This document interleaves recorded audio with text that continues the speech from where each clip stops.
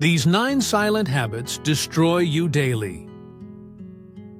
What if the real reason you're tired isn't physical at all, but emotional and mental clutter quietly stealing your strength? Every day, invisible habits pull your energy, focus, and peace. Yet, you barely notice until you feel burnt out. This isn't about working harder. It's about identifying and removing the silent destroyers that hold you back. There's a form of exhaustion that isn't necessarily linked to the amount you've accomplished. Rather, it stems from the burden of mental clutter, emotional noise, and the incessant pressure to keep up, saying yes, staying connected, and remaining productive, even when a part of you craves stillness. This isn't merely burnout. It serves as a signal that at some point you began to navigate life on autopilot, and the consequences are becoming evident. The Stoics cautioned us about this. Marcus Aurelius advised, if you seek tranquility, do less or focus on what is essential. Let's approach this with intention. Today, we're focusing on a mindset that emphasizes not more effort, but less distraction. It's about eliminating the habits that quietly undermine your peace, focus, and power. In this video, we'll explore 9 habits, simple actions that may appear small, but hold significant weight over time. If you've been feeling stuck, scattered, or not quite yourself lately, one of these might be the cause. If you appreciate content that gets to the core of these issues, please do me a small favor and hit that subscribe button. It helps keep this space alive and enables more people like you to rediscover their sense of stillness. Let's dive in. These shifts could be the beginning of something meaningful. Some days, life doesn't feel like a journey, but rather a frantic chase. You wake up, and before you've even had a moment to breathe, you're already sprinting. The phone buzzes. Inevitably, someone's upset. Your mind races through an endless list of tasks. Suddenly, you're not truly living. You're merely dodging and reacting, fielding texts, and brushing off stress as you navigate the unpredictable twists of life. It's not merely momentum, it's survival mode, and over time, that constant state of reactivity can wear you down. You may begin to confuse motion with meaning and exhaustion with effort. However, you aren't designed to live this way. Stoicism teaches us that there exists something untouchable within us, a stronghold that remains unaffected by external noise. Marcus Aurelius referred to it as the inner citadel, that steadfast part of your soul that remains unshaken by the ups and downs of life. And you know what? That citadel is already within you. It has always been present. You don't need to earn it. You must stop allowing the world to trample through your thoughts every time you let a stranger's opinion influence your mood, or let your inbox disrupt your morning. By doing so, you hand over the keys to your sacred space. But for what reason? Socrates once said, "To find yourself, think for yourself." However, how can you think for yourself when your attention is continually diverted? When your energy is scattered, it becomes nearly impossible to hear your thoughts, much less your deeper instincts. This is precisely what modern life aims to do: scatter you. Your attention, your focus, and your sense of control often feel like they're on speed dial for the chaos of the world. But there's a radical notion. You don't have to answer that call. Imagine your mind as a calm body of water. Each notification, every angry comment, and any unexpected delay is akin to stones being thrown into it. Yet, here's the secret. The water will always settle if you allow it to. You are not the splash. You are the stillness beneath. As Carl Jung once stated, your vision will become clear only when you can look. Those who look outside dream. Those who look within awaken. This encapsulates the essence of Stoicism. It teaches us to stop chasing calm amidst chaos and to discover a sense of inner peace instead. Responding from within consistently trumps reacting to external circumstances. Plato believed that the soul comprises three parts: reason, spirit, and appetite. When we operate on autopilot, our impulses and desires dominate our actions. However, when we take a moment to pause and breathe before we speak, or hold back before sending that impulsive message, we allow reason to take the lead. Stepping into alignment with your higher self requires a conscious effort. Let's be honest, reacting impulsively is easy. It demands no real strength to fall back into panic or to blame others. However, it takes wisdom to pause, discipline to reflect, and strength to choose your response. That's the essence of Stoicism. Not to suppress emotions, but to master them. Not to deny that the world shakes you, but to refuse to let it break you. It's astonishing how quickly we can fall into the habit of expecting the worst. It creeps up on us, starting with a single negative experience. Perhaps someone has let us down. When things don't go as planned, you may inadvertently start to develop a quiet belief that life is merely one big trap, that people are untrustworthy, and that success is unattainable for you. Over time, these thoughts can shift from being simply negative to becoming your default mindset. And that's a dangerous place to be. When your default setting is, "This is probably going to suck," that belief shapes your reality, not because life itself has worsened, but because your perspective has. As Marcus Aurelius wisely stated, the soul becomes dyed with the color of its thoughts. He truly meant it. Dwell long enough in a dark mindset, and your world will begin to feel bleak, even when the sun is shining. This is the nature of perception. It's not merely passive, it's creative. Our thoughts do more than reflect our reality. They actively shape it. Aristotle taught us that our consistent actions define us, but we also become what we consistently think. You cannot expect to find peace while perpetually warning yourself that a storm is imminent. Nor can you hope for love if you always anticipate betrayal lurking around the corner. Preparing for disappointment prevents you from being open to new possibilities. Let's break that illusion. Thinking negatively doesn't make you realistic. It makes you closed off.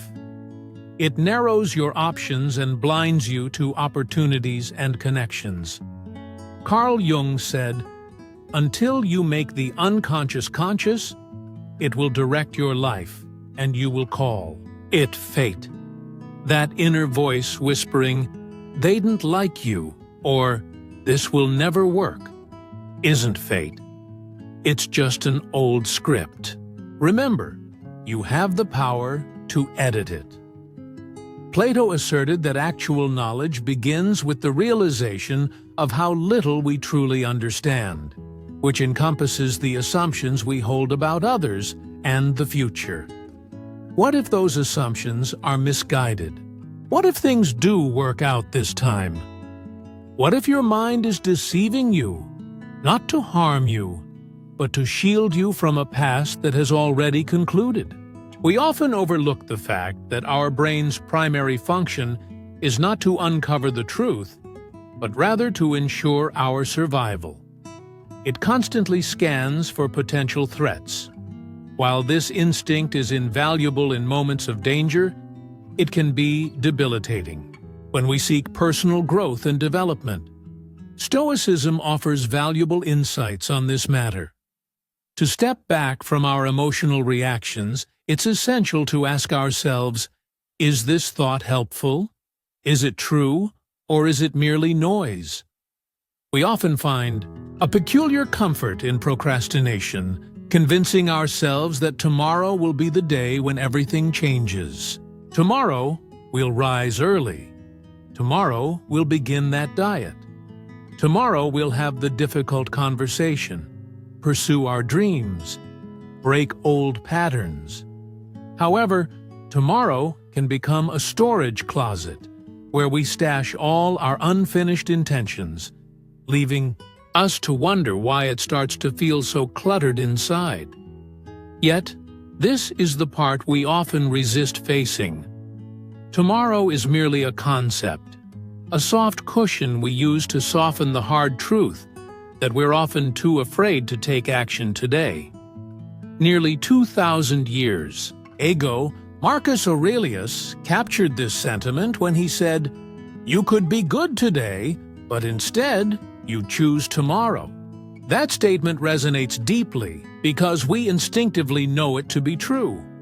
We have the power to take the first step right now, yet we find ourselves scrolling, postponing, and talking ourselves out of it, only to wonder why nothing changes.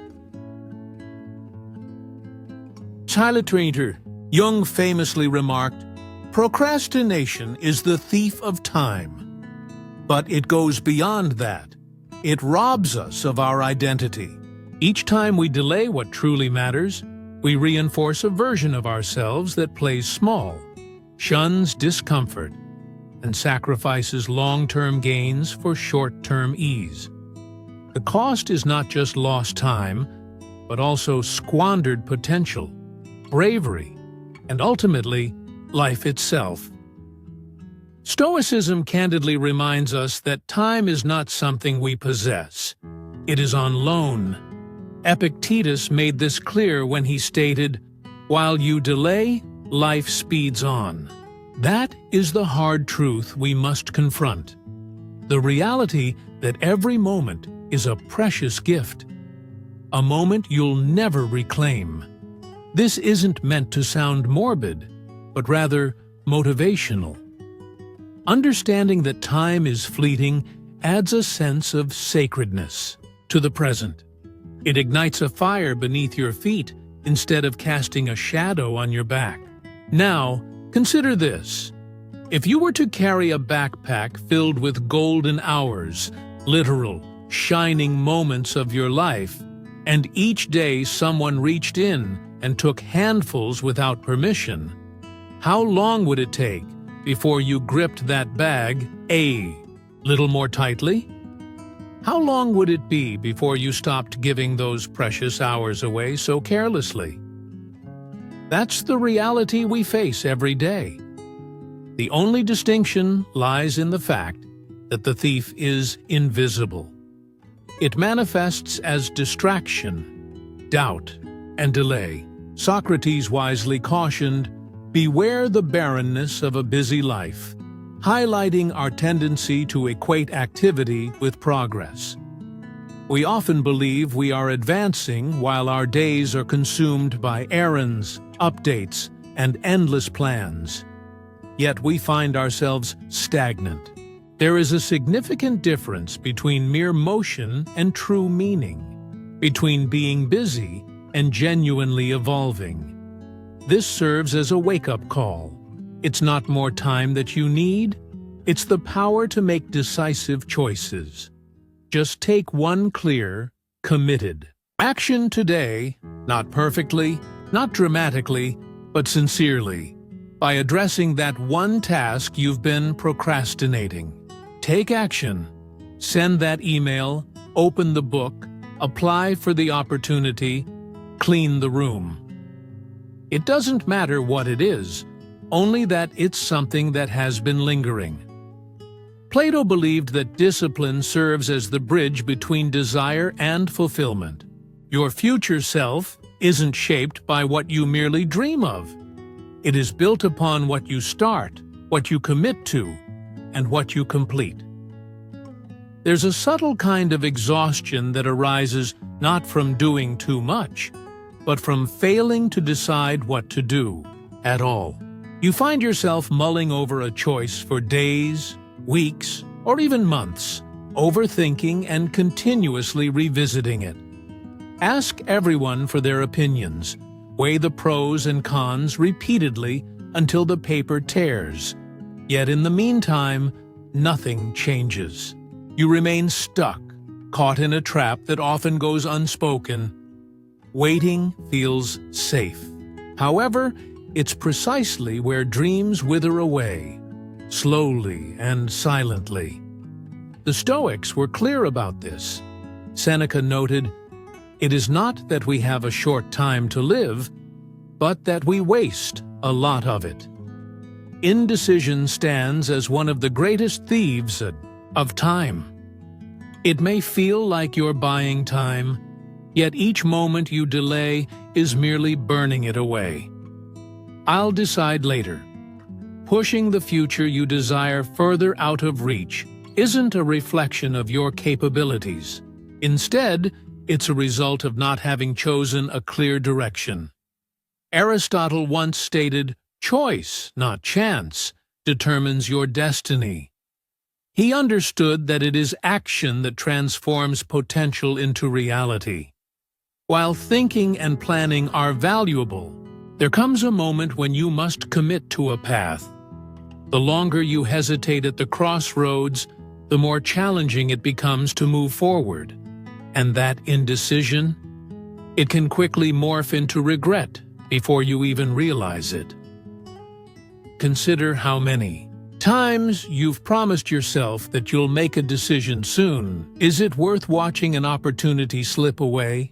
Whether it's a job offer, a relationship, or simply advocating for yourself, the worst outcome isn't necessarily making the wrong choice, it's not choosing at all. With action, you learn, you grow, you progress.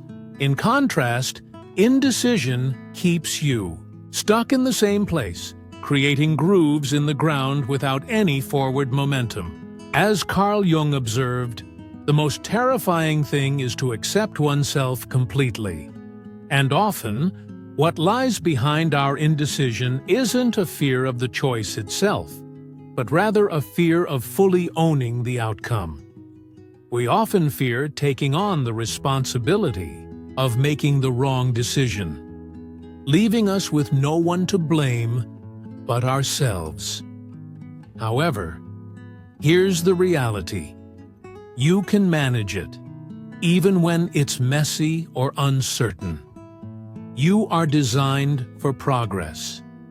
It's easy to forget that just because someone can contact you at any time doesn't mean they should. Somewhere along the way, we began to treat our phones as emergency lines, our inboxes as command centers, and ourselves as customer service representatives who are never off duty, constantly bombarded by notifications, red dots, and unread messages. They don't merely ask for your time. They gradually take it, piece by piece. With each response, you surrender a bit of your peace. Before long, you find yourself burnt out, not from overcommitting, but from being too available. Marcus Aurelius wisely observed, "If you seek tranquility, do less." In today's fast-paced world, doing less begins with becoming less accessible. This entails understanding that not every inquiry warrants an immediate response, and that not every demand falls under your responsibilities. But honestly, it simply leaves you feeling scattered. You can't think clearly when your attention is being pulled in so many directions. Focusing becomes nearly impossible when the world has a 24/7 backstage. Pass to your thoughts. Carl Jung once said, "Solitude is where one discovers one is not alone." Solitude doesn't equate to isolation. It's about reclaiming your mental space and shielding your mind from the chaos of constant input. It allows your inner voice the room it needs to breathe, something that gets drowned out when you respond out of guilt or scroll out of habit. Plato spoke of the soul, emphasizing the importance of self-awareness and reflection. Modern life often feels like being pulled in multiple directions, much like a chariot driven by wild horses. Everyone seems to demand your time, energy, and attention. But the question remains, who is truly in control?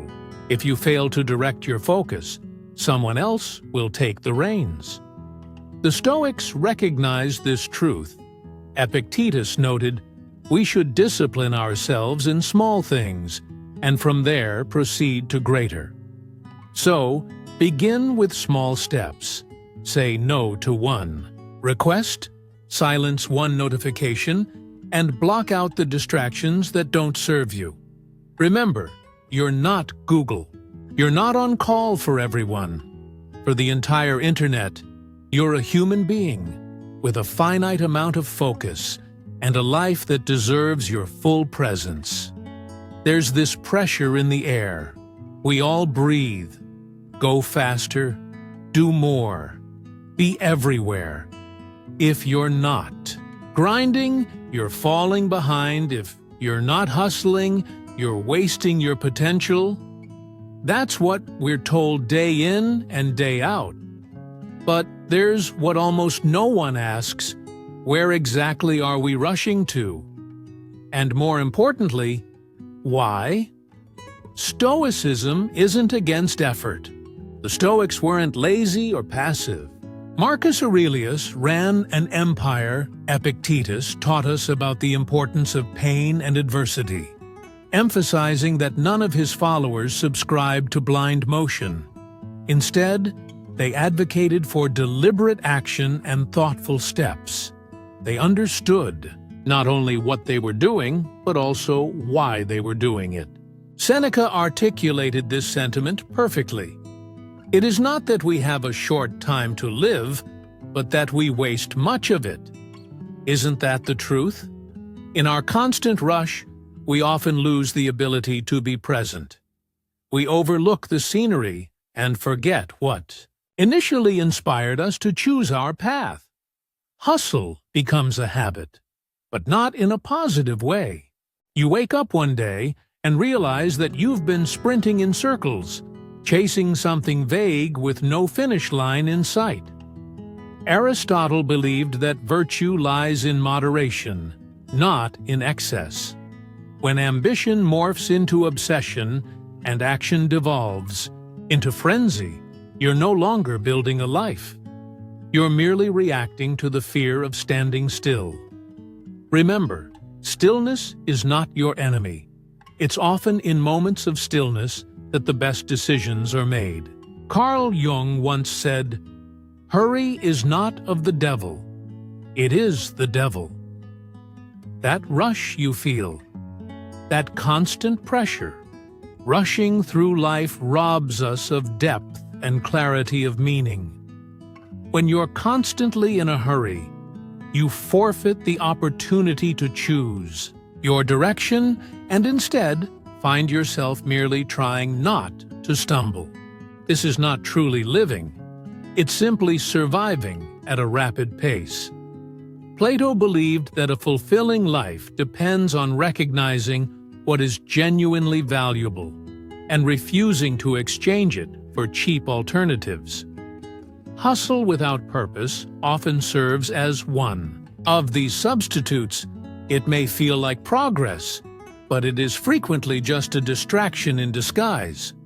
Therefore, take a moment to pause, reflect, and honestly ask yourself, what am I pursuing?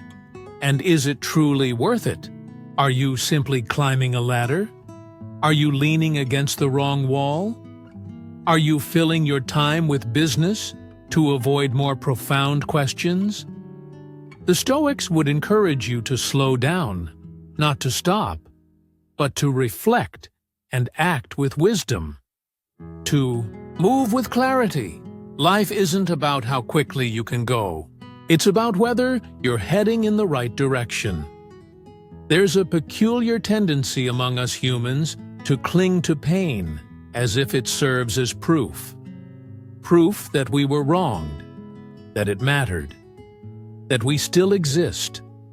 Often, this pain manifests as a grudge, a quiet, bitter little flame. We often find ourselves burning with anger, believing it gives us strength. But in reality, it only drains our energy. Marcus Aurelius once observed, "The best revenge is to be unlike him who performed the injustice." In other words, we shouldn't carry the negative behavior of others within us. Allowing someone else's actions to influence our behavior only turns our grudges into self-inflicted wounds that we revisit time and again. Aristotle taught us that while anger is an easy emotion to feel, mastering it, to express it appropriately, for the right reasons, and at the right time, is the actual challenge. It's a challenging reality that many of us face. Rather than dealing with our pain, we often resort to stockpiling bitterness. This bitterness becomes our armor, and resentment shapes our identity. We begin to define ourselves not by who we truly are, but by the hurts we've endured, which is a perilous way to live. As Carl Jung once said, "What you resist persists." The more we bury our anger, the more it controls us. The more we relive those painful moments, the deeper their roots grow. Forgiveness isn't about condoning what happened. Instead, it's about deciding to stop allowing those experiences to follow us wherever we go. It's essential to reflect on this. The individual who caused you pain may not even recall their actions. They've moved on and are living their lives. In contrast, you're left carrying their mistake like a heavy bag of bricks, with their names stitched on the side. You drag it into conversations, into your dreams and new relationships, and each time it weighs you down. The Stoics would refer to this as wasted energy. As Seneca noted, anger, if not restrained, is frequently more hurtful to us than the injury that provokes it. He recognized that resentment does not merely reside in our minds, it profoundly affects us. It settles within you through your breath, the way you express yourself, and how you engage with the world around you. Let it go. Free that space in your soul and make room for something greater. Peace cannot be found in clinging to the past. It resides in the art of release. You possess the strength to accomplish this. There's a battle unfolding around us, not with weapons, but for our attention. Your mind is the battlefield, and each headline, notification, and sharp comment seeks to claim a piece of it. If you're not vigilant, you risk surrendering not only your time but also your peace and clarity of mind. Your capacity to think and feel independently is remarkable. One moment, you're calmly savoring your coffee, and the next, you find yourself scrolling through a flurry of angry tweets and sensational headlines. Suddenly, you're agitated about issues beyond your control, involving people you don't even know. This isn't merely a distraction, It's manipulation. Even more concerning is that this influence can come from those closest to you. Friends, family, voices that don't uplift you, but instead drag you down, stir the drama, and fan the flames. The Stoics referred to this state as apatheia, distinct from apathy. It's not about indifference, it's about resisting control by every emotional upheaval. True strength lies in remaining steady amidst chaos, anchored in your values rather than succumbing to external distractions. Marcus Aurelius reminded himself daily, "You have power over your mind, not outside events." Realize this, and you will find strength. That sentiment resonates deeply, especially in a world that profits from our outrage. Socrates similarly cautioned against being swayed by public opinion, advocating for a life driven by inner wisdom rather than external clamor. Yet, this lesson seems more relevant than ever today. That noise is louder than ever. It's in your pocket, on your screen, and whispering in your ear from morning until night. Every time you react without thinking, you relinquish a small piece of your sovereignty. Carl Jung once stated, "Until you make the unconscious conscious, it will direct your life, and you will call it fate." When you allow algorithms or the validation of likes and comments to determine your self-worth and mood, you cease to live consciously. You become reactive rather than reflective. Let's be honest, for some, this can feel overwhelming. Engaging in conversations with some individuals can feel peaceful at first, yet afterward, it's as if someone has reached inside you and siphoned off the very energy from your chest. It's not that they've screamed or been cruel. Instead, their presence consistently takes more than it offers. Yet, we continue to keep them close. Why do we do this? Because it feels polite. Because we've known them for years. Because we fear solitude. However, the truth is this: not everyone deserves a place in your inner circle, and not everyone is entitled to a front-row seat in your life. Trust is not something to be freely given. Just because someone is present in your life doesn't mean the relationship is significant. It must be earned carefully and deliberately. The Stoics understood this well. True friendship is rare and sacred. Seneca warned us to associate with those who will make a better man of you, not those who are louder or flashier or have better cars. Carl Jung took this idea even further, suggesting that the meeting of two personalities is like the contact of two chemical substances. If there is any reaction, both are transformed. This raises an important question.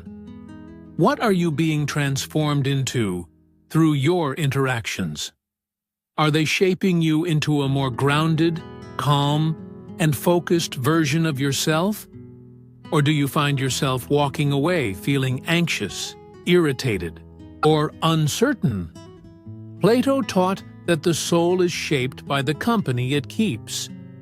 His insight extended beyond mere character. He emphasized the importance of the emotional environment that surrounds us. If you find yourself engulfed in chaos, you may begin to live in reaction to it, constantly justifying your choices or diminishing yourself to meet someone else's expectations can gradually deplete your spirit. This is why safeguarding your energy is not an act of selfishness. It is essential for your well-being. It's prudent not to leave your front door wide open all night. So why allow the doors of your mind and heart to remain accessible to anyone with a clever line or a charming smile. Socrates asserted that an unexamined life is not worth living, and this principle extends to your relationships. Consider who you are spending your time with, who has access to your deepest thoughts, your vulnerabilities, and your dreams. Are these individuals truly deserving of your trust, or have they been allowed to remain by default? Make your choices wisely, for your energy is sacred, and the people you surround yourself with profoundly influence your future. Protect your inner space as if your life depends on it, because in many ways, it truly does. No one carries a lighter load than the one who has released what no longer serves them. Peace is not discovered in the following achievement. Instead, it resides in the silence that follows a proper release. The sooner you stop holding on to what was never yours to bear, the sooner you can become who you were truly meant to be.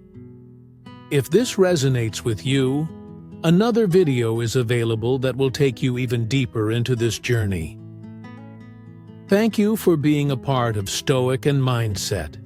Your time and presence matter. Whenever you're ready to explore more stillness, clarity, and truth, we'll be right here for you.